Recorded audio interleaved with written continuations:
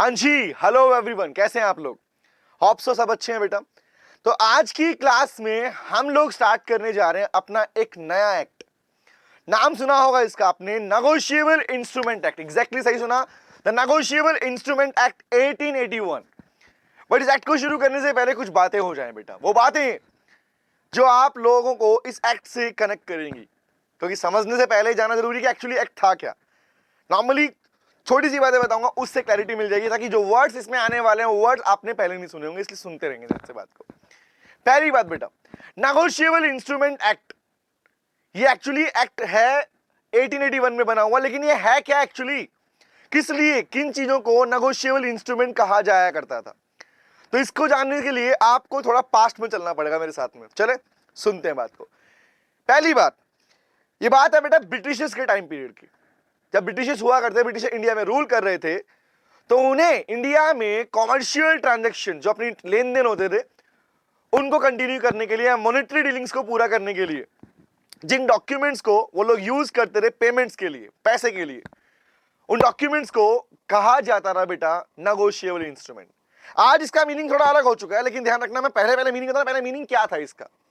तो नॉर्मली ऐसे कोई भी डॉक्यूमेंट जिसे ब्रिटिशर्स अपनी डीलिंग्स के लिए, जहां पैसा ट्रांसफर करने की बात आया करती थी, वहां यूज करते थे, उन्हें नेगोशिएबल इंस्ट्रूमेंट का नाम दिया जाया करता था। इसका रीजन था क्योंकि उस टाइम पे चोरी होना, रॉबरी होना, ये एक आम बात हो गई थी। इसलिए ब्रिटिशर्स को बहुत ज्यादा रिस्की पार्ट लगता था यार, कि अगर पैसे को अमाउंट, मनी, कैश के फॉर्म में अगर यहां से वहां कहीं ट्रांसफर करना है तो वो बहुत रिस्की पार्ट हो जाएगा हमारे पास में। तो उसके लिए उन्होंने a piece of paper, that is called documents, कुछ यूज करने चालू किए, जिसकी हेल्प से अब वो अपने पैसे को एक प्लेस से, एक पर्सन से सेकंड पर्सन की ओर ट्रांसफर किया कर सकते थे।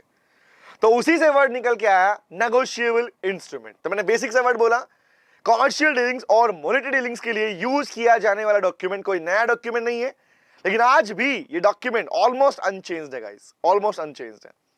इसमें लगातार इंप्रूवमेंट्स आ रहे हैं, लेकिन अभी भी जो उस टाइम पे इनेक्ट किया गया था वो अभी भी चल रहा है। तो आइए इसके बारे में बात स्टार्ट करते हैं कि आज हमारे लो वाले पार्ट में नेगोशिएबल इंस्ट्रूमेंट क्या वैल्यू रखता है और कैसे पढ़ना है इसको। आइए स्टार्ट करते हैं। तो पहला वर्ड बेटा यहां पे मेंशन किया गया, थोड़ा जानते हैं और थोड़ा इसके बारे में, फिर आगे कंटिन्यू करते हैं। This word guys, negotiable.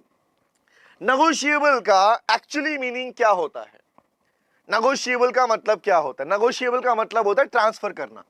The word negotiable means transfer. याद रखना, नेगोशिएबल का मतलब ही है ट्रांसफर करना। द वर्ड फ्रॉम लॉ, जो आप अपने ब्रिटिश इंग्लिश लॉ से पढ़ रहे हो, इसका नाम ही है बेटा ट्रांसफर करना, जिसे आज हम अपना नेगोशिएबल इंस्ट्रूमेंट बोलते हैं। पहले इसका नाम था the English negotiable instrument act. इससे पहले इसका नाम था इंग्लिश में ने फॉर ब्रिटिशर्स के लिए वर्ड यूज किया जाया करता था। But now in today's word India में हम बात कर रहे हैं जब इसकी, तो it is applicable to the whole of India, लेकिन इसका नाम अब हो गया negotiable instrument. The word negotiable itself means, इसका मतलब होता है ट्रांसफर करना। अब वो ट्रांसफर कैसे होता है, बात समझना। ट्रांसफर कैसे? दो तरीके से। लोग कहते हैं भैया सिंपली या तो ट्रांसफर करोगे बाय डिलीवरी, किसी को हैंड ओवर करना, in short voluntary transfer of position, अपने कंट्रोल से किसी और के पास कंट्रोल दे देना, इसको बोलते हैं डिलीवरी बोलते हैं। रट्टा नहीं मारने का, समझ के पढ़ना है बेटा हमें पार्ट को। ओके, आज के ट्रेड वर्ड में यूज किया जाता है, आज के ट्रेड वर्ड में, और अपकमिंग पार्ट में आप लोगों को भी पढ़ने को बार बार मिलने वाला, सुनने को मिलने वाला है, इवन आप यूज करने वाले डॉक्यूमेंट्स को।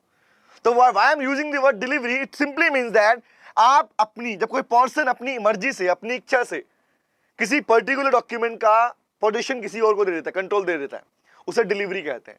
या दूसरा वर्ड यहां पे आता है transfer by endorsement. Endorsement word इसमें बार बार सुनने को मिलेगा। एंडोर्समेंट का मतलब है भाई साहब, आपके नाम से कोई डॉक्यूमेंट इश्यू किया गया था, अब आप वो डॉक्यूमेंट किसी और को दे रहे हो। ये डिटेल में बताऊंगा कैसे, मतलब एग्जांपल। सोचो बेटा, मैं एक सप्लायर हूं, I am a supplier of goods. सुनना कहानी ध्यान से, मैंने कहा ना पढ़ने से पहले, पूरा लो स्टार्ट करने चालू करने से पहले चले जान लेते हैं इसके बारे में। तो पहला वर्ड क्या बोला, मान लो मैं कहता हूं, एग्जांपल देता हूं, मैं एक सप्लायर हूं, मैं गुड्स सप्लाई करता हूं, ठीक है। तो मैंने अगर आपको गुड्स सप्लाई की, तो इसका मतलब कहीं ना कहीं मैं कौन हूं, तुम्हारा लेनदार, पैसा मांगने वाला हूं। कॉमन सेंस है।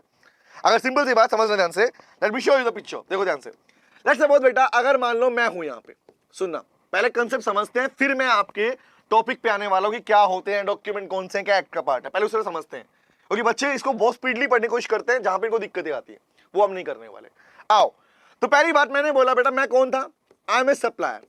मैंने अपने आप को गुड सप्लाई किया, गुड सप्लाई किया। आप कौन, आप यहां पर है, ठीक है।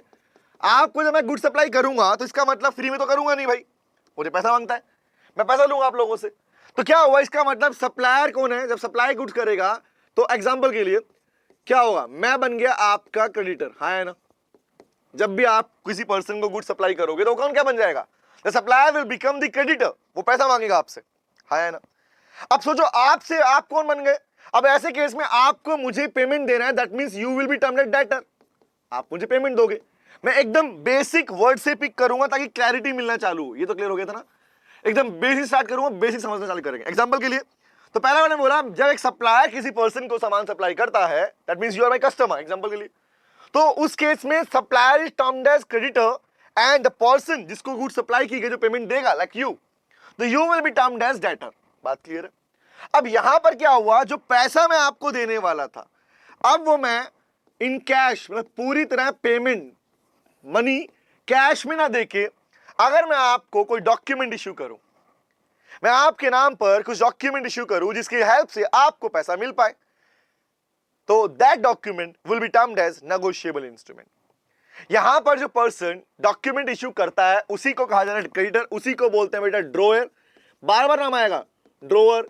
इसी को बोलेंगे बेटा पेयर जो पेमेंट कर रहा है, इसी को बोलेंगे मेकर जो पेमेंट कर रहा है। तो रट्टा नहीं मारना, हमें वर्ड समझना है प्रैक्टिकली क्या, एक्चुअली सॉरी उल्टा वर्ड लिखा मैंने। प्रैक्टिकली क्या है कि भैया जिसको ड्रॉ किया गया वो कौन बन गया, जिसने बिल ड्रॉ किया। भैया मुझे बात बताओ, यहां पर आपको पेमेंट देगा कौन, पेमेंट देगा डेटर। तो जो पेमेंट देने वाला है उसी को बोलते हैं वो एक बिल ड्रॉ करेगा पेमेंट देने के लिए, तो ड्रॉअर बोलते हैं। इसी को बोलते हैं बेटा मेकर, इसी को बोलते हैं पेयर। ये बार बार अलग अलग डॉक्यूमेंट में आपको नाम दिखने को मिलेंगे, ड्रॉअर बोलूं, डेटर बोलूं, मेकर बोलूं, पेयर बोलूं, मतलब सेम है।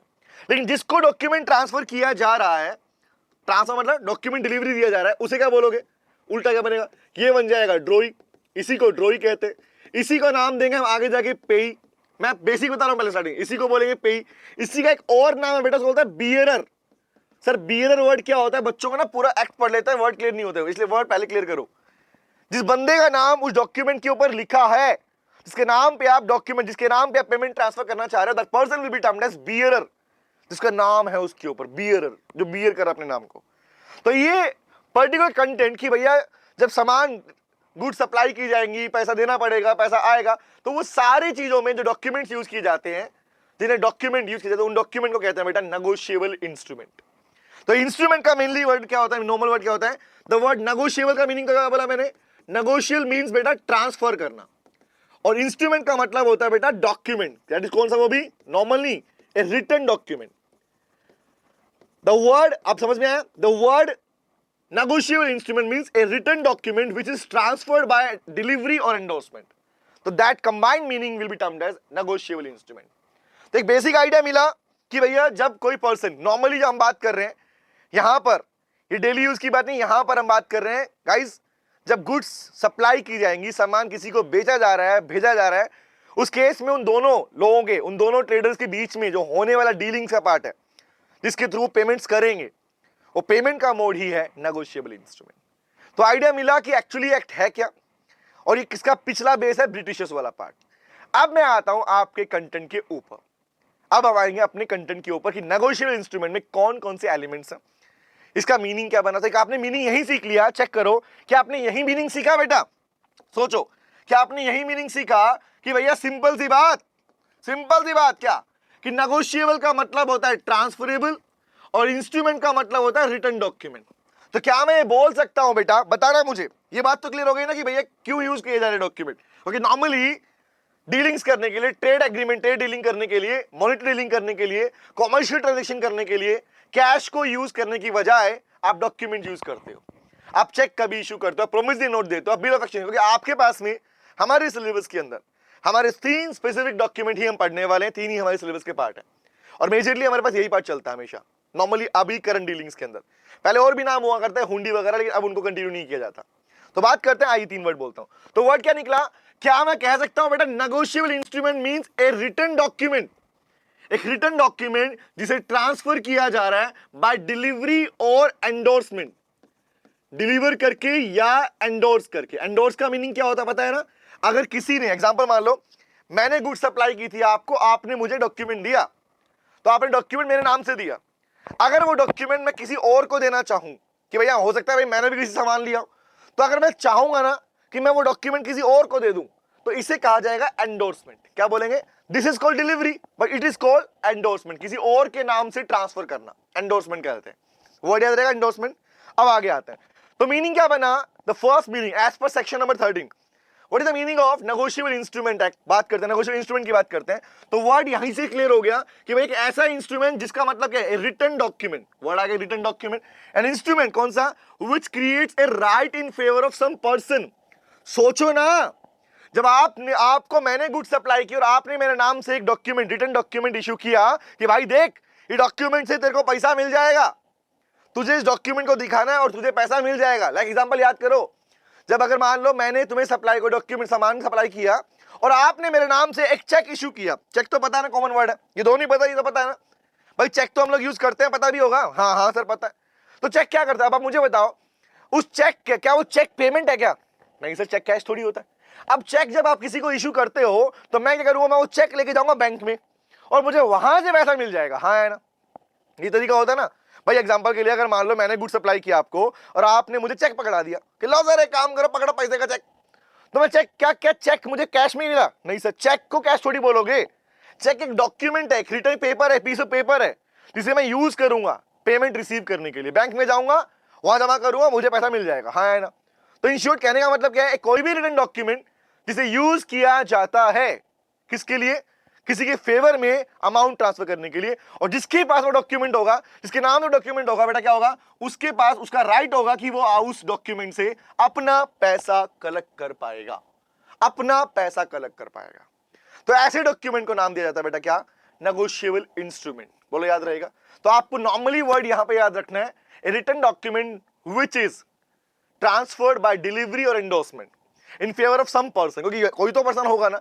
अब आपने अगर मेरे नाम पे इशू किया तो मैं, रिमेंबर, तो उसी को बोलते हैं कैसे? Which is freely transferable. And while we are using the word freely transferable in negotiable instrument, it simply means that कि वो डॉक्यूमेंट किसी के नाम से भी ट्रांसफर हो सकता है। बट यहां पे दो बातें आएंगी, सुनना ध्यान से। आपने अगर डॉक्यूमेंट मुझे दिया तो यहां पर हमारे नाम अलग है बेटा, समझना। आपने कोई डॉक्यूमेंट, कोई चेक, कोई बिल ऑफ एक्सचेंज या कोई प्रोमिसरी नोट मेरे नाम से इशू किया कि नितिन सर को पेमेंट दे देना। आपने बोला नितिन सर ने गुड्स दी थी, नितिन सर को इतने टाइम बाद ये पैसा मिल जाएगा। तो यहां पर आप हैं ड्रोअर, मैं हूं ड्रोई। आप है पेई, पेयर, मैं हूं पेई, यही बोलेंगे। लेकिन अगर सोचो, क्या अगर वो डॉक्यूमेंट, वो चेक, वो बिल ऑफ एक्सचेंज, वो प्रोमिसरी नोट अगर मैंने किसी तीसरे पर्सन को दे दिया कि भाई काम कर, मुझे मिला था तू भी ले ले, तो वहां पर उस डॉक्यूमेंट को जब इशू किया जाएगा तो इसे कहा जाएगा बेटा एंडोर्समेंट। क्या बोलेंगे? एंडोर्समेंट। यहां पर मेरे नाम बदल जाएगा, मेरा नाम कहलाएगा एंडोर्सर और इसका नाम कहलाएगा एंडोर्सी। याद रहे क्या बोला? तो दो वर्ड पढ़ने को मिलेंगे। एंडोर्समेंट किसे कहेंगे और मेकर पे का पॉइंट कंटेंट ध्यान रखना अपने पास में। इवन अगर वो पर्सन जिसको मैंने दिया, अगर वो डॉक्यूमेंट को आगे और ट्रांसफर, फ्रीली वर्ड लिखा है बेटा, फ्रीली मतलब भैया किसी को भी ट्रांसफर कर सकते हो। तो जब वो पर्सन किसी और को ट्रांसफर करेगा तो वो भी क्या कहलाएंगे? एंडोर्समेंट, क्योंकि एंडोर्सर और एंडोर्सी कहलाएंगे, ना कि मेकर कहलाएंगे, क्योंकि मेकर अभी भी आप ही रहेंगे। बोलो क्लियर हुआ? तो वर्ड क्लियर रखना कि मेकर कौन है, ड्रोअर कौन है, पेई कौन है, पेयर कौन है, एंडोर्सर कौन है, एंडोर्सी कौन है। और इन्हीं वर्ड में अगर कंफ्यूजन रहा ना तो कंटेंट मिक्स में रहेगा यार कि मेकर कौन था, ड्रोअर कौन था। क्लैरिटी मिली क्या बोलना चाह रहा हूं? तो हम दोनों के नाम, जो मेकर तो भैया आप ही थे ना, चेक इश्यू आपने किया, चेक बना के आपने दिया, आपका चेक था, तो आप मेकर ड्रोअर हो, आप एंडोर्सर नहीं हो। लेकिन मुझे मिला और मैंने आगे दिया तो I will be termed as endorser, उसे कहेंगे endorsee, and that's called, it is called endorsement. Clear हो गया? तो वर्ड समझते हैं गाइस। तो पहला वर्ड क्लियर हुआ कि what is the meaning of negotiable instrument. क्या ये वर्ड क्लियर है? तो पहला कुछ पार्ट और निकल के आए भैया। रिटन डॉक्यूमेंट, याद करो, written document freely transferable in favour of some person, और जिसके नाम से ट्रांसफर होगा वो पर्सन इंगेज्ड है भैया, उसे क्या मिल गया? वो भैया पैसा ले सकता है, engage to receive the money. उसके पास ये राइट आ गया कि वो उस डॉक्यूमेंट के थ्रू पेमेंट ले पाएगा। नीचे आपको 3 पिक्चर्स दिखाई है मैंने, 3 पिक्चर्स है बेटा, यही 3 पिक्चर्स आपके सिलेबस में चलने वाली है। एक है आपका चेक जिसका आप देख पा रहे हो, वन इज चेक, दूसरा है बिल ऑफ एक्सचेंज BOE, तीसरा है प्रोमिसरी नोट। यही तीन एलिमेंट आपके पास में as per negotiable instrument act कहलाते हैं आपके पास मेजर तीन document. Section number 4, section number 5, section number 6। Section number 4 is promissory note. Section number 5 अभी आगे पीछे दिखाता हूं मैं आपको। आपके पास तीन डॉक्यूमेंट है सर। प्रोमिसरी नोट आएगा सेक्शन नंबर 4 के अंदर, जो हम पढ़ेंगे पूरा। बिलो सेक्शन सेक्शन नंबर 5 के अंदर, and last one is section number 6 is cheque. Cheque के बारे में पढ़ने वाले हैं। तो जितने आप चेक को जानते हो उसके बारे में और ज्यादा जानेंगे चेक के अंदर, कि क्लोजिंग ऑफ चेक क्या होता है, डिसऑनर क्या होता है, पनिशमेंट कौन कौन सी, कॉन्ट्रावेंशन क्या कहलाएगा, वो सारी बात हम पढ़ने वाले हैं। तो होपफुली आप लोगों को अभी तक ये आइडिया तो मिल गया होगा बेटा कि नेगोशिएबल इंस्ट्रूमेंट कहते किसको है। इस एक्ट में किन किन लोगों की बात आने वाली है और डिटेल में जाने वाला हूं मैं। तीन तरह के डॉक्यूमेंट्स होते हैं, इन्हीं डॉक्यूमेंट को नेगोशिएबल इंस्ट्रूमेंट कहा गया है अभी करंट पार्ट के अंदर। प्रेजेंट में ये तीन कंटिन्यू होते हैं। आगे बढ़े, आगे आते हैं। अब मैं वन बाय वन स्टार्ट कर रहा हूं। पहले मैं शुरू कर रहा हूं प्रोमिसरी नोट के बारे में बात है। That is section number 4, what is the meaning of promissory note. लेकिन उससे पहले एक कंटेंट और सीखते हैं। अभी मैं स्टार्ट करने वाला हूं प्रोमिसरी नोट क्या होता है हमारे पास में, नेगोशिएबल इंस्ट्रूमेंट का पार्ट क्या। लेकिन उससे पहले थोड़ा और जानते हैं हमारे पास में हमारे नेगोशिएबल इंस्ट्रूमेंट के बारे में। तो number 1, meaning of negotiable instrument. अब दो बातें आएंगी भाई, जो मैंने आपको वर्ड बोला कि नेगोशिएबल इंस्ट्रूमेंट में दो वर्ड्स, एक वर्ड बोला मैंने बियरर और एक बोला ऑर्डर। सुनना ध्यान से गाइस, आपको मेनली हेडिंग बनानी है अपने पास में, लिखना है इस पार्ट को, मैं समझाऊं कैसे लिखना है। तो हेडिंग बनाओ सबसे पहले कि क्लासिफाई करते हैं कि भैया कितने टाइप के आपके नेगोशिएबल इंस्ट्रूमेंट को कितने पार्ट में क्लासिफाई किया गया, कैटेगराइज किया गया। तो मीनिंग तो कॉमन समझ में आया, रिटन डॉक्यूमेंट, ट्रांसफरेबल। अब आते हैं आगे बात को। तो पहला वर्ड निकलता है गाइस क्लासिफिकेशन का, फर्स्ट वर्ड है order instrument. Negotiable instrument can be made of order और बियरर। ऑर्डर और बियरर का मतलब क्या, वाले वो समझो ध्यान से। ऑर्डर का मतलब क्या और बियरर का मतलब क्या। तो पहली बात बोली, ऑर्डर इंस्ट्रूमेंट का मतलब होता है payable to a particular person. अगर आप किसी स्पेसिफिक पर्सन को पेमेंट दे रहे हो या किसी स्पेसिफिक पर्सन के नाम पर, रिपीट कर रहा हूं, सुनना ध्यान से बात को। अब सोच के देखो, आपने पेमेंट दी थी, बताओ, आपने पेमेंट ट्रांसफर की थी। अब एग्जांपल देखो, दिखाता हूं, let me show you example. यहां पर मैं था, मैं कौन था, supplier.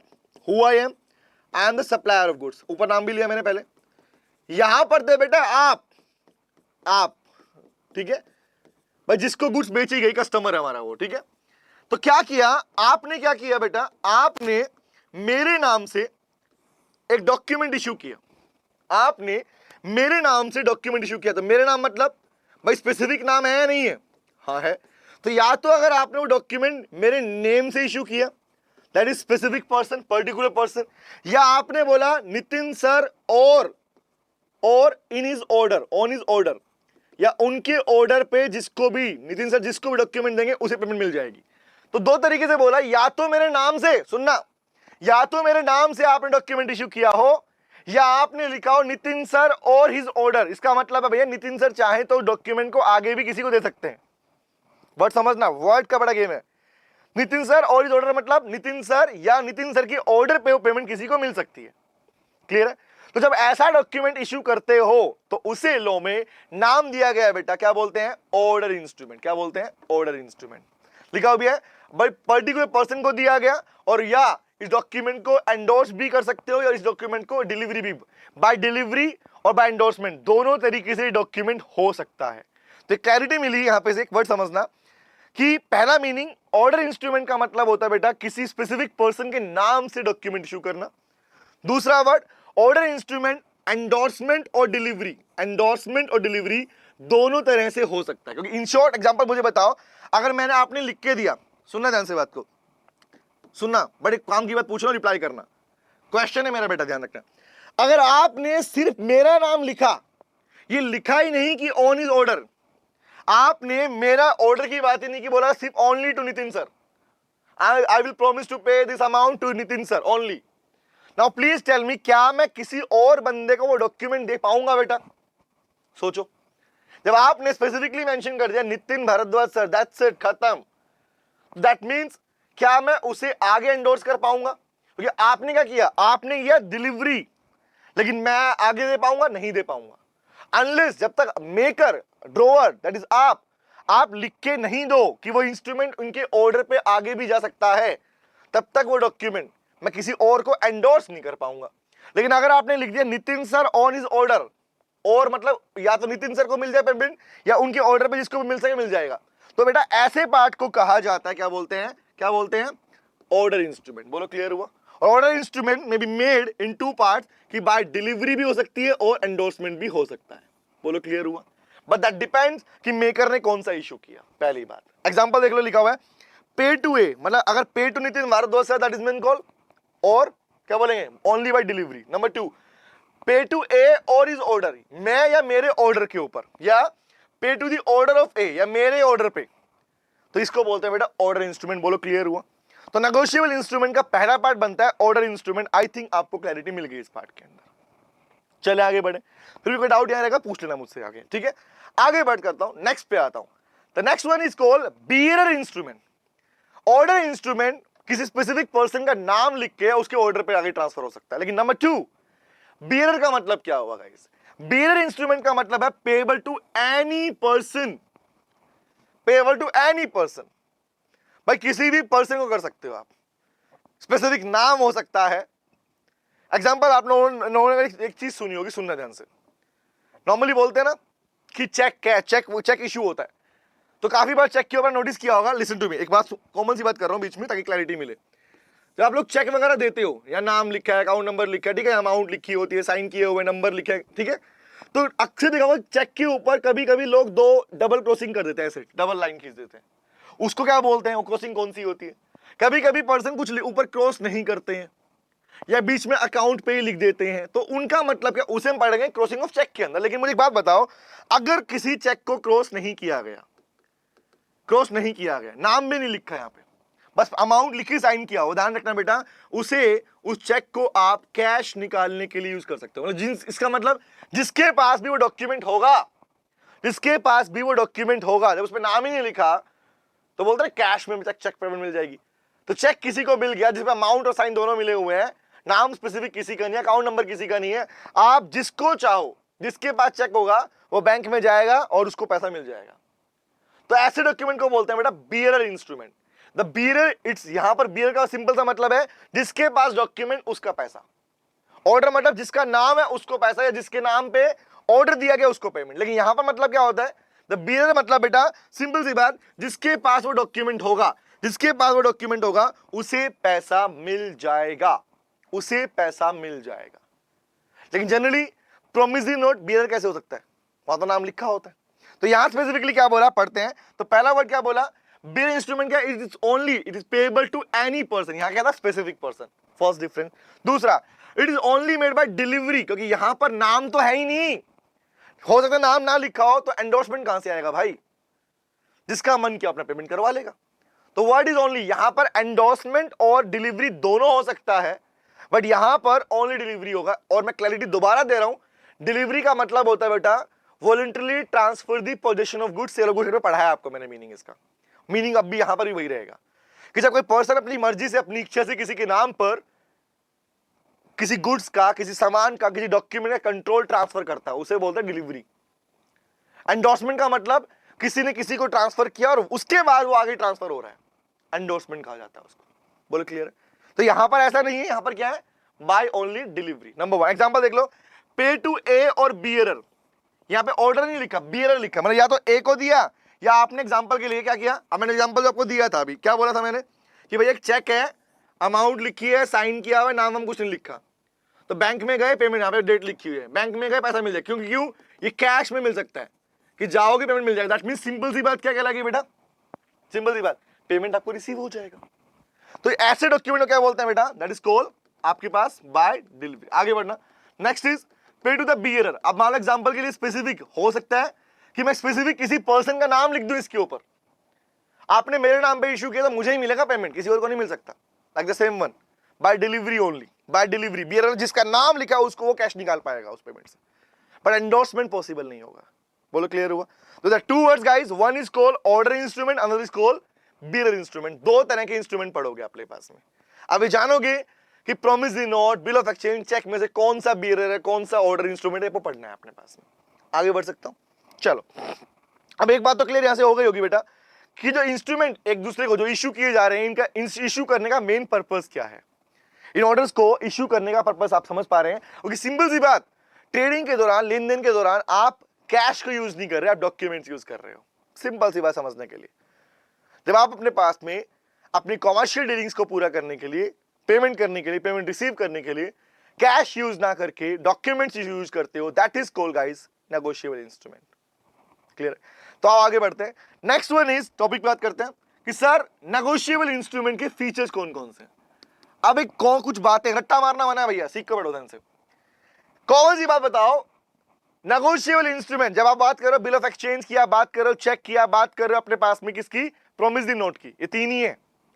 Even as per section number 13 अगर मॉड्यूल ओपन करोगे आपको ये डेफिनेशन दिखेगी वहां पे कि negotiable instrument means promissory note, bill of exchange, cheque on the order और बियरर, दो वर्ड लिखेंगे वहां पे आपको, and this is the definition section number 13।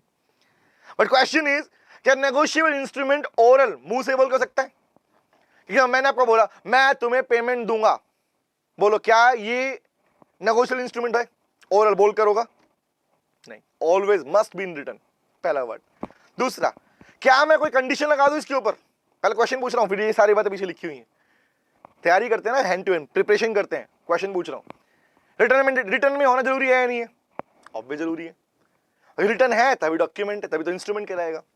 Number 2, क्या लगा दूं कंडीशन कि जब वो बंदा मर जाएगा तो पेमेंट दूंगा। एग्जांपल, आई विल पे 10,000 रुपीज टू छुई मुई when the person, the specific person will die. क्या है बताना मुझे, क्या कंडीशन लगा सकता हूं?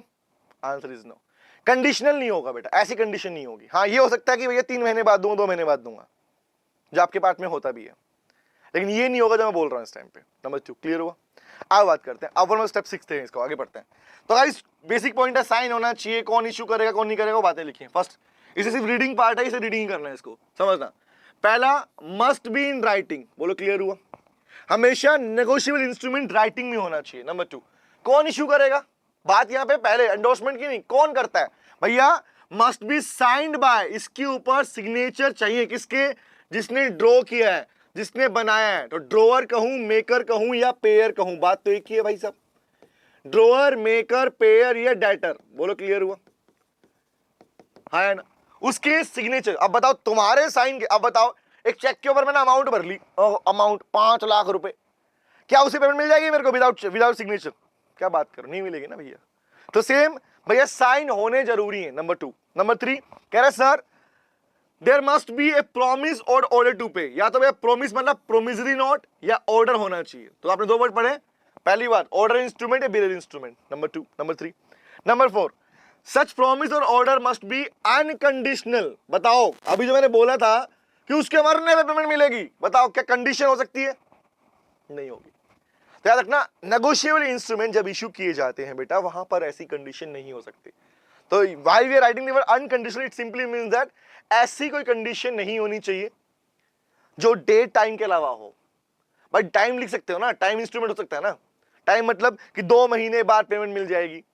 अब अगर मान लो मैं किसी को इशू कर रहा हूं एक प्रोमिसरी नोट की, I promise you to pay 2 lakh rupees after 3 months, तो this can be part. But example बोलूं on the marriage, when the marriage of my daughter will occur, this can not be condition. Number 3 आगे आते हैं। 4 5 पे आते हैं, must call for payment in money only. बताओ ना भैया ये इंस्ट्रूमेंट किस लिए यूज कर रहे हो? घर सामान बेचने के लिए कर रहे हो क्या? बताना, क्या इंस्ट्रूमेंट के ऊपर ये लिखते हो हाँ मैंने इसको 200 रुपए का सामान बेच दिया, गुड्स बेची, इज इट फॉर गुड्स या ओनली फॉर मनी? पहले पढ़ लिया, this documents are used to transfer the money. आप पैसा ट्रांसफर करने के लिए डॉक्यूमेंट यूज करते हो, ना कि अदर देन मनी। आप कैश के अलावा कुछ यूज नहीं कर रहे, पैसे के अलावा कुछ यूज नहीं कर रहे। नंबर 4 आगे आते हैं, sir should call for payment of certain सम। अब बताओ क्या मैं किसी डॉक्यूमेंट में ये लिख दूं क्या? बताना मुझे कि भैया I will pay some amount to this person, ऐसा लिखोगे? सम अमाउंट या अमाउंट का स्पेसिफिक होना जरूरी है। जब आप नेगोशिएबल इंस्ट्रूमेंट करते हो, चेक एग्जांपल कि चेक के ब्लैंक पे लिख दूं कुछ भी अमाउंट दे दो, है नहीं ना। You are writing specific rupees ना, कितना अमाउंट भरते हो वहां पे, चाहे प्रोमिसरी नोट हो, चाहे बिल हो या चेक हो, 3 इंस्ट्रूमेंट पढ़ने वाले हम लोग सिलेबस के पार्ट में। तो वहां पर आप स्पेसिफिकली मेंशन करते हो गाइस कि सर्टेन सम कितनी अमाउंट की बात कर रहे हो, वो होनी जरूरी है आपके पास में। नेक्स्ट इज कॉल्ड सा प्रॉपर्टी। अच्छा बताओ, मतलब यहां वर्ड है प्रॉपर्टी इन इंस्ट्रूमेंट में बी पास। अब बताओ, पढ़ के आया हो बेटा, सेल ऑफ गुड्स पढ़ा है डिटेल के अंदर। Can you please tell me what is the meaning of property here? संपत्ति की बात कर रहे हैं हम यहां पर, दो वर्ड आए यहां पे, वही सेम वर्ड जो आपने सेल ऑफ गुड्स एक्ट में सीख लिए थे। एक वर्ड पोजेशन जिसे बोलते हैं control, second word is property that means called title, ownership.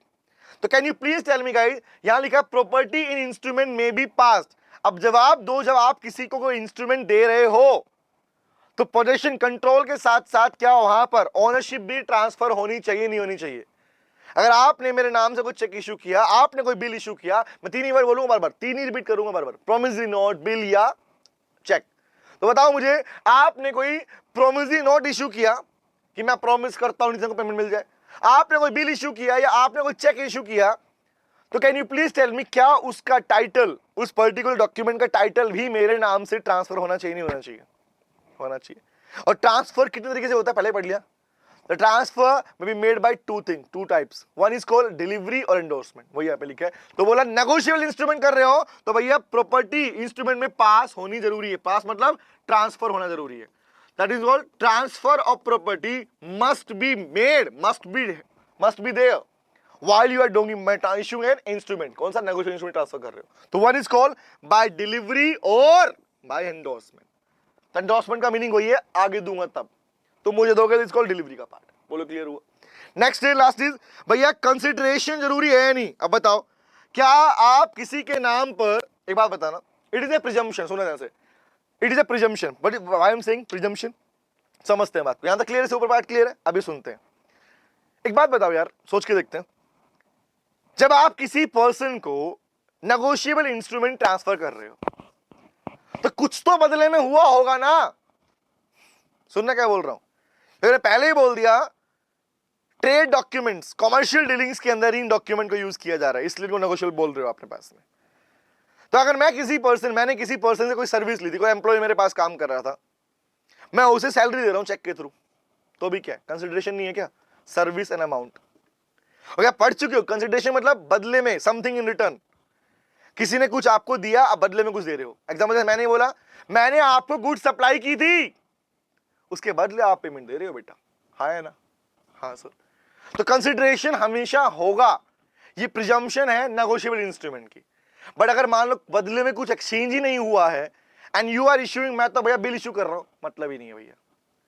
तो ये लो इसे मान लिया भाई कंसिडरेशन हुआ होगा, नेगोशिएबल इंस्ट्रूमेंट है तो वहां पर एक प्रिजम्पशन है, प्रिज्यूम है कि भैया कंसिडरेशन ऑलरेडी अकर्ड हो चुका है। बोलो समझ में आया? यस और no? This are essential element जो बेसिकली हमें पता भी। पहली बात, राइटिंग होना चाहिए, साइन होना चाहिए, एक स्पेसिफिक ऑर्डर किसी के ऑर्डर पे होना चाहिए, साइन। उसके बाद में अमाउंट सर्टेन होनी चाहिए, अमाउंट के अलावा मनी ही हो सकता है, रिमेंबर, कंडीशनल नहीं होनी चाहिए, टाइटल ट्रांसफर होना चाहिए, कंसिडरेशन मस्ट बी देयर। बोलो क्लियर हुआ?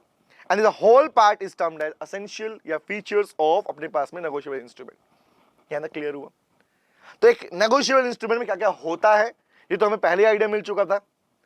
अगर और डीप में देखना है भैया तो डॉक्यूमेंट उठाना, आप घर पे चेकबुक रख के उठा के देखना, उसमें को लिखा होता है, मुंह से बोलते चेक लिखते हो ना, रिटर्न सबमिट करते हो, रिटर्न में पार्ट में है ना, रिटर्न होना चाहिए। बोलो क्लियर हुआ? This are called features of essential negotiable instrument guys. ठीक है, आगे बढ़ सकता हूं, अभी चल रहा है स्टार्टिंग, धीरे धीरे वन बाय वन पढ़ेंगे इसको हम। तो अभी सिर्फ इतनी बात की है, नेगोशिएबल इंस्ट्रूमेंट क्या होता है, ऑर्डर इंस्ट्रूमेंट क्या है, बिलर इंस्ट्रूमेंट क्या है, कौन से फीचर है। अब आते हैं आगे, अब दो वर्ड यहां पे अपने पास में, अब आते हैं आगे पार्ट को। तो ये फीचर्स के बाद में हम आते हैं, अब आते हैं स्टेप बाय स्टेप। मैंने बोला 3 इंस्ट्रूमेंट पढ़ने वाले सिलेबस के पार्ट के अंदर। तो पहले का नंबर अभी आ गया प्रोमिसरी नोट। अभी सीखोगे guys one by one, step by step. अगर नॉर्मली इसे स्टेप में नहीं सीखा ना, मिक्स हो जाएगा बेटा, क्योंकि आई विल टेल यू क्या दिक्कत आती है सर, पता है मैक्सिमम स्टूडेंट्स को जो मैं देखता आता हूं, वो पता है इश्यू क्या आता है, मिक्स टॉपिक सीखते हैं। मिक्स मतलब बच्चों को ना ये डिफरेंशिएट क्लियर नहीं हुआ कि यार ड्रोअर कौन है, ड्रोई कौन है, एंडोर्सर कौन है, एंडोर्सी कौन है।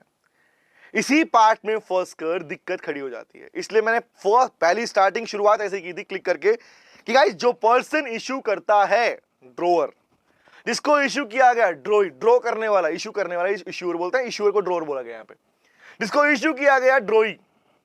ठीक है, इसके बाद में ये किसी को आगे देगा तो ये ड्रॉवर नहीं है, ये तुम्हारा बना बनाया डॉक्यूमेंट ही आगे भेज रहा है, तो एंडोर्समेंट। और एंडोर्समेंट तो भैया कितना हो सकता है, फ्रीली ट्रांसफरेबल। मैं किसी को करूं, कोई किसी को करे, लेकिन ध्यान रखना बिफोर द डेट। अब ये नहीं कि भैया आप डॉक्यूमेंट घुमाए जा रहे हो, उसको भेज रहा हो, उसके ए ने बी को, बी ने सी को, सी ने डी को, डी ने ई को, चल ही रहा है, और मैच्योरिटी डेट निकल गई। होता है ना भैया, 3 मंथ्स का टाइम पीरियड होता है, पता है ना, चेक करते हैं ना, 3 महीने का टाइम पीरियड मिलता है। ओके, प्रॉमिसरी पे तो लिख देते हो इतने टाइम पीरियड लिखते, लेकिन चेक का टाइम कितना होता है, 3 महीने। जो डेट आप डालते हो चेक के ऊपर, उससे लेके 3 महीने काउंट होते हैं। इसको पढ़ना नहीं, बताऊंगा, पूरा पढ़ा रहा हूं मैं। तो कहने का मतलब क्या हुआ, ये ध्यान रखना है गाइस, कौन ड्रोवर, कौन ड्रोई, कौन पेयर, कौन पेई, समझ रहे हो, कौन डेटर, कौन क्रेडिटर, समझ रहे क्या बोल रहा हूं। तो ये वर्ड्स में क्लैरिटी बहुत जरूरी है। अगर इन वर्ड में क्लैरिटी रहेगी ना, आई कैन गारंटी यू एक सिंगल पार्ट में भी इशू नहीं आने वाला, और डैम श्योर नहीं आएगा, डोंट वरी। चले आओ आते हैं, तो नेक्स्ट पार्ट समझते हैं और लिखना पार्ट करते हैं। देखो समझना, साइड में लिखा भी प्रोमिसरी नोट बना रखा है ना, प्रोमिसरी नोट इस टाइप के रियल एक्चुअली ऐसे होते हैं, ये पिक्चर्स नहीं होती, बस ऐसा लिखा होता है। आपने अगर कोई काम करना, पहले इसको दिखाता हूं आपको मैं, फोकस करना, देखो ध्यान से क्या लिखा हुआ है। यहाँ लिखा हुआ है एग्जांपल के लिए, जगह लिखी है कोझिकोड, डेट लिखी है ऊपर, देखो डेट लिखी है, स्टैंप लगा दी थी, स्टैंप थप्पा वाली स्टैंप। अब लाइन पर लाइन क्या लिखी हुई है, 3 मंथ्स आफ्टर डेट, मतलब जो डेट लिखी उससे 3 महीने। रीडिंग करो मेरे साथ में, समझना। यहाँ लिखा हुआ बेटा, 3 months after date I promise to pay Arun Kumar या order a sum of rupees 10,000 only for value received। 3 महीने बाद जो डेट लिखी हुई है उससे 3 महीने बाद मैं अरुण कुमार को प्रॉमिस करता हूं 10,000 रुपए देने का। अरुण कुमार और हिज ऑर्डर, बताओ जहां पे ऑर्डर आ गया तो क्या इसे मैं ऑर्डर इंस्ट्रूमेंट कहूंगा या बेयर इंस्ट्रूमेंट कहूंगा? क्वेश्चन मेरा नंबर 1, बताओ, पूछा गया, बताओ, अब बताओ, टेल मी। इस डॉक्यूमेंट को क्या नाम दोगे? इस डॉक्यूमेंट को क्या नाम दोगे? Sir obvious sir, order instrument है ये। हम इसे अगर कैटेगराइज करना पूछ लिया हमसे तो हम बोलेंगे ऑर्डर, लेकिन ये पूरा क्या है? प्रॉमिस टू पे, दैट मींस प्रोमिसरी नोट। नीचे साइन मिलेंगे भैया कि किसने इशू किया, दो भाई संतोष कुमार का नाम आ गया, सर का नाम आ गया, ठीक है, किसको इशू किया, किसके नाम पे इशू किया, वो सब इसमें लिखा होता है। सेम ऊपर भी यही लिखा हुआ है कि भाई I agree and promise to pay this amount to this, इतना रुपए दूंगा इस डेट के ऊपर। तो ये जो प्रॉमिस करने की बातें आ रही है, that is called promissory note. आपकी इवन ना, लेकिन ध्यान रखना, प्रोमिसरी नोट करेंसी नहीं होती। इवन अगर आप अपनी करेंसी पे देखोगे ना, नोट निकालोगे ना, 500 का नोट निकालोगे, उस नोट पे ना लिखा होता है नीचे, I promise to pay this amount. कभी नोटिस किया आप लोगों ने? जहां पर अपनी करेंसी के ऊपर सिग्नेचर होता है ना, ऊपर गवर्नर का सिग्नेचर होता है ना, आरबीआई गवर्नर का, वहीं पर लाइन लिखी होती है, मैं धारक को इतने रुपए देने का वचन करता हूं। तो कैसा करेंसी प्रोमिसरी नोट है तो प्रोमिसरी, लेकिन यहां पर आप अपने करेंसी को इसमें इंक्लूड नहीं करते, एक्सक्लूड किया। इस एक्ट ने इसको अलग माना कि नहीं नहीं नहीं, हम करेंसी या बैंक नोट को इसका पार्ट नहीं मानेंगे, पहले से बोल दिया, ध्यान रखना। तो वाइल समबडी आस्किंग यू कि क्या हमारी करेंसी भी प्रोमिसरी नोट है, एक्चुअल तो है, but as per negotiable instrument act the bank note and currency note will be excluded from the promissory note। उन्हें हम इसका हिस्सा नहीं मानते। करेक्ट कनेक्ट हो रहा है क्या बोलना चाह रहा हूं? आगे आते हैं, तो let's begin with the word guys. पहला मीनिंग निकलता है, what is the meaning of promissory note? एक आइडिया यहां से मिला मुझे, बता कॉमन बात क्या है, रिटर्न में होगा, पूछूं without starting the meaning, I am asking some questions from you, ठीक है? ओके चल चेक करना। यहां पर मेरा पहला क्वेश्चन, क्या प्रोमिसरी नोट रिटर्न में होना चाहिए? बताओ, हाँ रट्टा मारना पड़ेगा क्या? रट्टा क्यों मारना? रिटर्न रिटर्न, प्रैक्टिकल सोचो, रिटर्न में होगा? होगा सर। क्या डेट होगी? डेट होगी, डेट भी होगी। क्या बंदे का नाम होगा? होगा। साइन होंगे? होंगे। कॉमन चीज है ना भाई, तो क्यों रट्टा मारे? जो आपने नेगोशिएबल इंस्ट्रूमेंट के कॉमन फीचर सीखे हैं, those common features will be applied on these 3 documents also। Common चीज, जो फीचर, जो कॉमन एलिमेंट्स आपके नेगोशिएबल इंस्ट्रूमेंट के थे, तो वो भैया इसके भी तो हिस्से बनेंगे। जब एग्जांपल के लिए पापा का नाम है नेगोशिएबल इंस्ट्रूमेंट, बच्चे 3, promissory note, bill of exchange और चेक, तो बच्चों में अप्लाई तो होगा ना फीचर, ऑब्वियस सर। समझ में आया? तो आओ बढ़ते हैं बेटा, किसे कहा जाता है प्रोमिसरी नोट? आओ दिखाता हूं आपको, ऐसे नहीं फ्रेंडली तरीके समझना है। अब एक बात तो क्लियर है भाई, प्रोमिसरी नोट नंबर इसको नंबर 1, ये पहला नेगोशिएबल इंस्ट्रूमेंट है एज पर सेक्शन नंबर 4।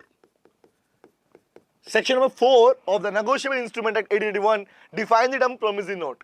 क्या है सुनना ध्यान से, वैसी सा वर्ड है। अब एक वर्ड सुनना, टेक्निकल मत समझना, पहले समझो, मीनिंग समझो, फिर लीगल पढ़ो। तो डेफिनेशन क्या है भैया?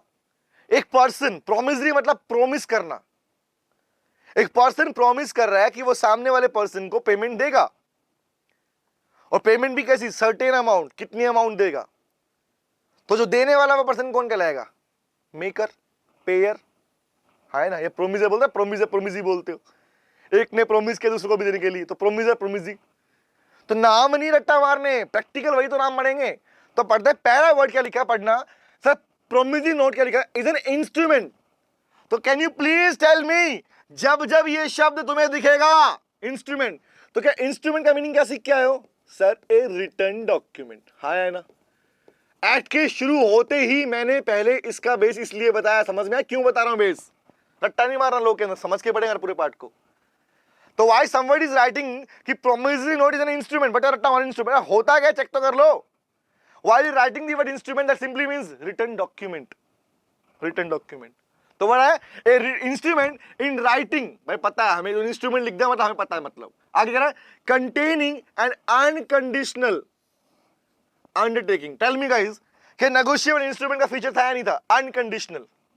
तो प्रोमिसरी नोट भी अगर नेगोशिएबल इंस्ट्रूमेंट ही है तो पहली बात रिटर्न में, दूसरा अनकंडीशनल होना चाहिए, तीसरा साइंड बाय। पढ़ा था नहीं पढ़ा था? चेक करो, तुम्हारे फीचर से ही बने हैं। साइंड बाय, कौन साइन करेगा?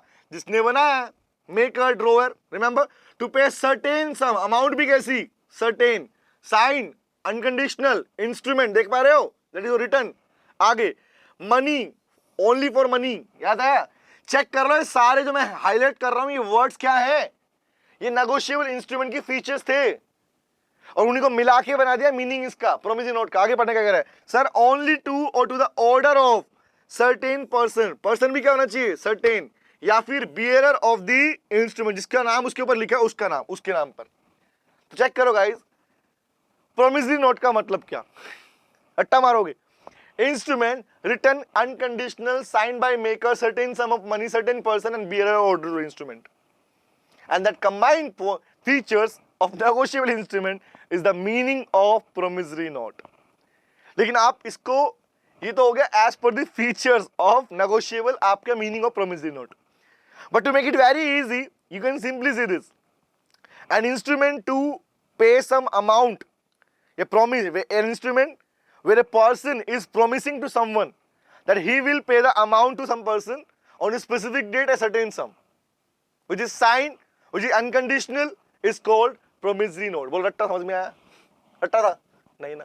क्योंकि आपने बेसिकली कुछ नहीं किया भाई, लीगल पढ़ा रहा हूं मैं आपको पूरा पार्ट। नॉर्मली अगर मीनिंग देखोगे तो आइडिया मिल जाएगा। प्रोमिसरी मतलब प्रॉमिस किया जा रहा है, एक ऐसा डॉक्यूमेंट, एक ऐसा रिटर्न डॉक्यूमेंट। सुन लो सीधा स्पष्ट लैंग्वेज में, ये लीगल लैंग्वेज थी। अब बताओ, सुनो आंसर याद करने के पॉइंट से। एक ऐसा return document, I am saying instrument, एक ऐसा इंस्ट्रूमेंट मतलब एक ऐसा रिटर्न डॉक्यूमेंट जहां पर एक पर्सन किसी दूसरे पर्सन को प्रॉमिस कर रहा है एक सर्टेन सम अमाउंट देने की। The document will termed as promissory note. Promise कर रहा है मतलब प्रोमिसरी नोट। बोलो क्लियर हुआ? क्या आप याद रहेगा what is the meaning of promissory note guys? समझ में आया? नंबर 1। आगे पढ़ना कह रहा सर, अब प्रोमिसरी नोट दो पार्टी है, पहला क्या था मेकर, सेकंड क्या पे। अब बताओ क्या मेकर और पे का मीनिंग पहले पता, तुमको नहीं पता? क्या मैं इसे मेकर कहूं, ड्रोअर कहूं, पेयर कहूं, बात तो सेम ही है। इसे पे ही कहूं, इसे बियरर कहूं, जिसको जो पैसा दिया जा रहा है बियरर बोलते हैं, बियरर जिसका नाम उस पर लिखा हुआ है। जैसे एग्जांपल के लिए मुझे बताओ, अरुण कुमार, यहां लिखा था ना, आई मतलब मैं, अरुण कुमार कौन है बेटा? आई मतलब, अगर बता रहा मुझे जवाब बताओ। इस डॉक्यूमेंट के अंदर आई कौन था? आई प्रॉमिस टू पे। आई मतलब मेकर, मेकर को नीचे नाम लिखा Santosh Kumar, is called maker. मतलब पॉइंट नंबर 2, अरुण कुमार कौन है जिसका नाम पे दे रहे हो? कौन है? आई promise to pay Arun Kumar. कौन कौन गैस करो कौन? बियरर, पेई, वही तो कहलाएगा ना, जिसका नाम उस पे लिखा है वो कौन है? बियरर, जिसका नाम बियर करता है डॉक्यूमेंट, या पेई या क्रेडिटर जिसको दिया जा रहा है पेमेंट। बोलो क्लियर हुआ? तो यही पार्ट आपके पास में, इसके दो मीनिंग क्लियर है? बताओ मुझे, चेक करो क्या प्रोमिसरी नोट का मीनिंग क्लियर है?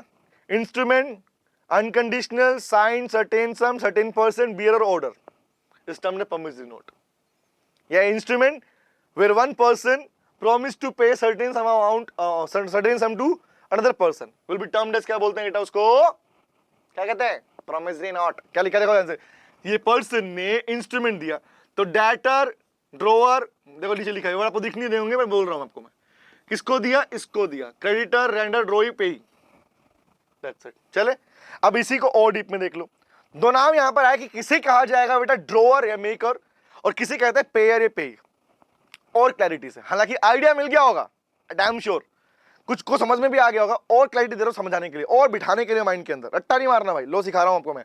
तो पहला वर्ड सकते ध्यान से, अब बताओ बेटा, ये बाद में पढ़ूंगा ऊपर क्या लिखा है, देखो ध्यान से, इस बंदे के पास बहुत सारा सामान है, इनको गुड्स मान लो, ये गुड्स एग्जांपल, ठीक है, इस बंदे के पास में बहुत सारा सामान है, गुड्स है बेटा, सुनना।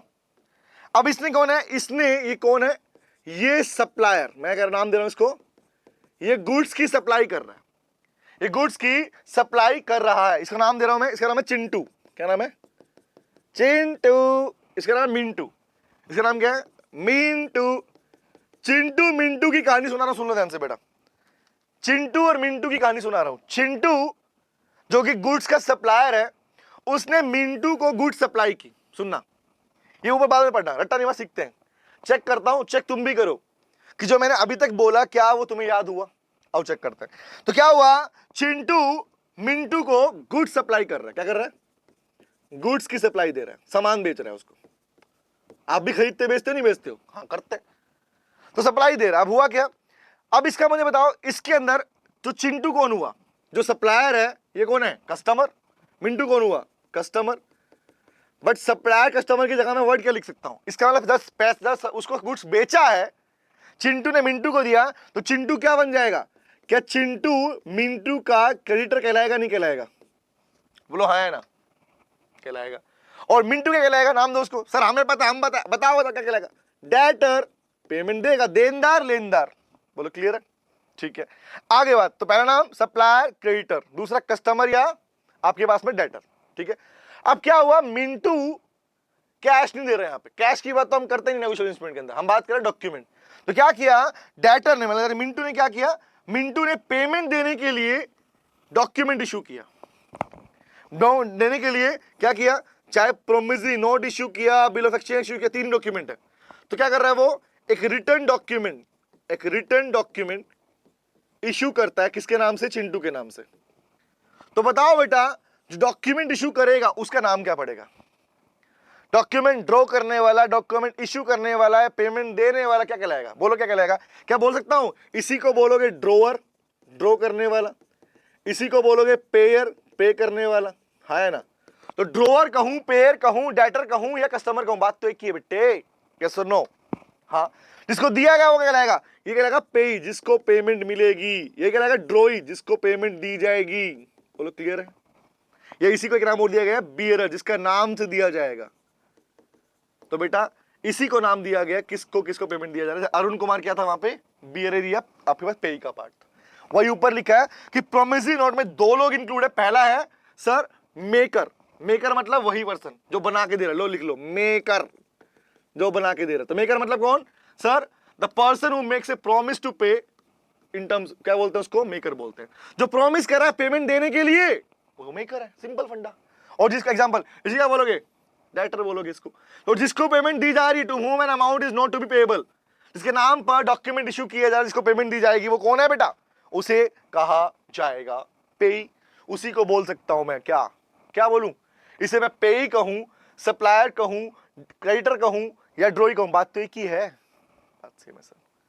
तो रट्टा मारना नहीं, अभी हम बात, अभी मैं एंडोर्समेंट वाले वर्ड पे आया नहीं हूं, आऊंगा आगे आगे।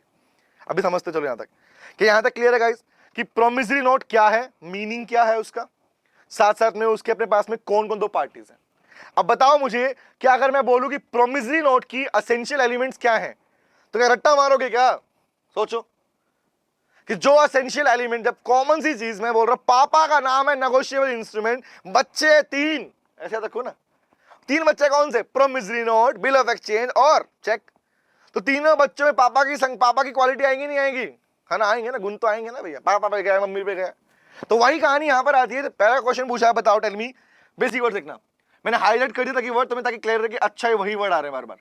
तो असेंशियल ऑफ प्रोमिसरी नोट में पहला क्या असेंशियल एलिमेंट में कह रहा है sir it must be in writing. बताओ, रट्टा मारना पड़ेगा तुम्हें सीखने के लिए। भाई प्रोमिसरी नोट राइटिंग में होना चाहिए, ओरल नहीं चलेगा। अंडरस्टूड है, पहला पॉइंट पढ़ चुके हो, सेम फीचर था। Number 2, must be an express promise to pay, mere acknowledgement of that is not sufficient। Sir what is this, ये समझ लो ध्यान से। Express promise to pay, acknowledgement of loan is not sufficient. इसका मतलब समझते क्या होता है?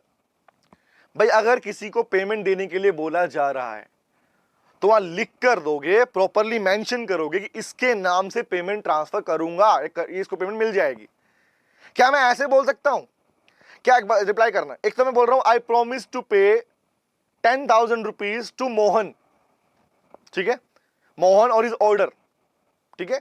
एक तो ये बोल रहा हूं, एक मैं बोलूं आई ओ या आई विल पे 10,000 रुपीज, किसके नाम पर नहीं मेंशन किया। एग्जाम्पल के लिए बोला मैंने उधार दिया आई ओ 10,000 रुपीज टू मोहन, मुंह से बोल दिया। गाइस कुछ मेंशन नहीं किया, ना डेट ना टाइम ना साइन, कुछ नहीं कर रहा हूं मैं। क्या सिर्फ एक्नॉलेजमेंट लेना कि हाँ मैं एग्री करता हूं पेमेंट दे दूंगा काफी रहेगा? तो लोग कहते हैं एक्नॉलेजमेंट नहीं चाहिए भैया, एक्नॉलेजमेंट नहीं चाहिए कि तूने उधार दूंगा दे दिया, लिख के दे रहा हूं। तो एक्सप्रेस प्रॉमिस चाहिए, रिटर्न पार्ट में लिख के दे कि तू उसे दे रहा है पेमेंट। ये नहीं कि दे दूंगा, सोचूंगा, देख लूंगा, ये पार्ट नहीं चलेंगे। नंबर 2। नंबर 3 पे आया सर प्रॉमिस टू पे इज डेफिनेट और अनकंडीशनल। सेम वर्ड आ गया, पहले पढ़ चुके हो। बट डेफिनेट होना चाहिए, अनकंडीशनल होना चाहिए, कंडीशनल नहीं होना चाहिए। मतलब और डिपेंडेंट ऑन हैपनिंग और non happening of an event. में है शादी होगी तो दूंगा, वो मर गया तो दूंगा, ऐसे कंडीशन के ऊपर ऐसी कंडीशन प्रोमिसरी नोट में लिखी हुई नहीं होनी चाहिए। अगर लिखी हुई है तो that promissory note is not valid बेटा, वो वैलिड नहीं कहलाएगा, जाना इज नॉट वैलिड। अगर किसी प्रोमिसरी नोट में ऐसी कोई कंडीशन मिलती है जिसका होना है ना होना एक फ्यूचर के अनसर्टेन इवेंट पर डिपेंड कर रहा है, always remember that promissory note is not valid. It we can say इसे बोलेंगे इनवैलिड, वो इनवैलिड रहेगा। तो उस प्रोमिसरी नोट को आप वैलिड नहीं लिख के आओगे, पहला वर्ड। नंबर 2, सर बताओ क्या साइन होने जरूरी है मेकर के? हाँ या ना? होना चाहिए। अगर सिग्नेचर नहीं है, सोचो जो ऊपर बोला मैंने एक्नॉलेजमेंट, साइन नहीं है, तो अगर सिग्नेचर नहीं है तो क्या उस डॉक्यूमेंट को तुम कंप्लीट या इफेक्टिव मानोगे? Answer is no, it is incomplete and ineffective. क्योंकि रिक्वायरमेंट्स है गाइस, सिग्नेचर चाहिए, नाम चाहिए, डेट चाहिए, कंडीशंस हैं ये। नहीं है तो बताओ, एक प्रॉमिस आप प्रॉमिस करो और आपका साइन भी नहीं है, टेल मी, कोई दिक्कत नहीं है क्या? इनवैलिड रहेगा वो, बिकॉज दैट इज इनकम्प्लीट और इनइफेक्टिव, वो किसी काम का ही नहीं है। नेक्स्ट पे आओ आगे। There must be promise to pay money only. पढ़ चुके हो नहीं पढ़ चुके हो? मनी, और वो भी कौन सा? A certain sum. Same to same बात है जो आपने मीनिंग में पढ़ी, सेम टू सेम बात है जो आप लोगों को नेगोशिएबल इंस्ट्रूमेंट फीचर में सीखी, वो सेम बात यहाँ लिखी हुई है। बोलो क्लियर हुआ? बोलो डन डन डन। ये पार्ट नोट करना, नोट करते रहो बेटा अपने पास में, क्योंकि ये पॉइंट रिपीटिशन इसलिए नहीं लिखवा रहा हूं पार्ट में। बोलो क्लियर है? चले चले चले आगे बढ़े, नेक्स्ट पे आते हैं और देख लो।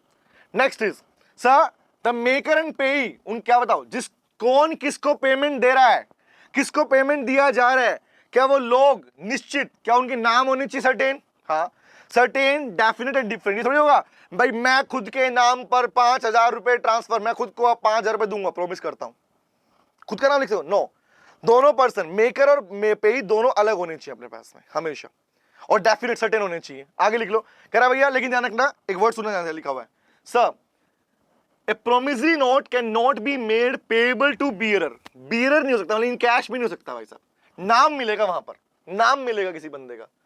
आप चेक करते हो, चेक इशू करते हो, तो चेक क्या होता है, चेक को आप कैश में इशू कर सकते हो, बट बिल या प्रोमिस में आप किसी बंदे का नाम लिखते हो, क्योंकि normally this right is reserve with RBI and CGs. याद रखना, कौन है जो इंडिया के अंदर, कौन है जो इंडिया के अंदर promissory note to the bearer issue कर सकता है? Answer is sir Reserve Bank of India and central government, याद रखना। नेक्स्ट पे आता हूं सर, प्रोमिसरी नोट पर स्टैंप भी होना चाहिए as per Indian Stamp Act 1899। India में स्टैंप एक्ट है, इंडियन स्टैंप एक्ट 1899। उस स्टैंप एक्ट के अकॉर्डिंग आपके पास में प्रोमिसरी नोट के ऊपर स्टैंप जरूरी है, ड्यूली साइन, और जिसके ऊपर भैया जो मेकर है उसके साइन भी होंगे। होता है एग्जांपल, होता है भाई आपकी स्टैंप लगी, स्टैंप पे साइन करते हैं, बोलते हैं क्रॉस साइन करो, बोलते हैं ना क्रॉस साइन करते हो, तो क्रॉस साइन का मतलब बोलते हैं कैंसिल्ड, मतलब सर आपका वो स्टैंप कैंसिल्ड भी होना चाहिए। कैंसिल मतलब उसके ऊपर क्रॉस सिग्नेचर रिक्वायर्ड है मेकर के। बोलो क्लियर है? Cross signature certain name bearer के नाम पे ओनली आरबीसीजी कर सकता है। And this is your guys promissory note. In the next class we'll start from bill of exchange. So in the next class, thank you very much. Take care. गाना गाओ जाओ. Bye bye और Tata, see you again. कल फिर मिलेंगे तेरे मेरे नैन. Bye बेटा, bye, take care, see you, bye.